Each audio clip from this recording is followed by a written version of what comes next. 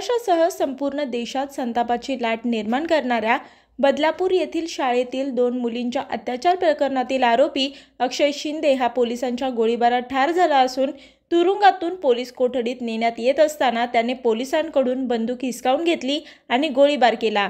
यामध्ये एक पोलीस अधिकारी देखील जखमी झाला असून पोलिसांनी स्वयंरक्षणासाठी केलेल्या गोळीबारात अक्षय जखमी झाला। त्यानंतर त्याला तातडीने कळवा रुग्णालयात नेण्यात आले, मात्र डॉक्टरांनी त्याला मृत घोषित केले। ठाणे पोलीस आयुक्तालयाच्या हद्दीत घडलेल्या या प्रकरणानंतर राजकीय प्रतिक्रिया देखील समोर येत असून उपमुख्यमंत्री आणि गृहमंत्री देवेंद्र फडणवीस यांनी या घटनेची तातडीने चौकशी करण्याचे आदेश दिले आहेत। यासोबतच देवेंद्र फडणवीस यांनी अक्षय शिंदेचा मृत्यू झाल्याच्या वृत्ताला दुजोरा दिला आहे। बदलापूर घटनेनंतर चौकशीत अक्षय शिंदे याच्यावर अन्य 2 गुन्हे दाखल करण्यात आले होते। त्यापैकी एका गुन्ह्यात न्यायालयाने त्याला पोलीस कोठडी दिली होती। त्यानुसार बदलापूर पोलीस त्याचा ताबा घेण्यासाठी तलोजा तुरुंगात गेले होते। अक्षय शिंदेला तुरुंगातून ताब्यात घेऊन जात असताना त्याने शेजारी बसलेल्या पोलीस अधिकाऱ्याची बंदूक हिसकावून घेतली आणि स्वतःवर गोळी झाडून घेतली। त्याला रोखण्याचा प्रयत्न करत असताना API निलेश मोरे हे देखील गंभीर जखमी झाले।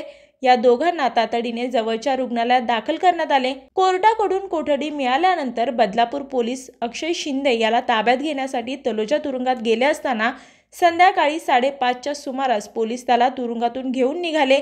6:30च्या सुमारास मुंब्रा येथे आले असता अक्षयने शेजारी बसलेल्या पोलीस अधिकाऱ्याकडील बंदूक हिसकावून घेतली आणि 2 गोळ्या झाडल्या।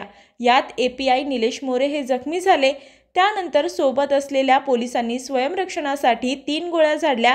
यात अक्षय जखमी झाला। त्याच्या डोक्याला 1 गोळी तर शरीरावर दुसरी गोळी लागली।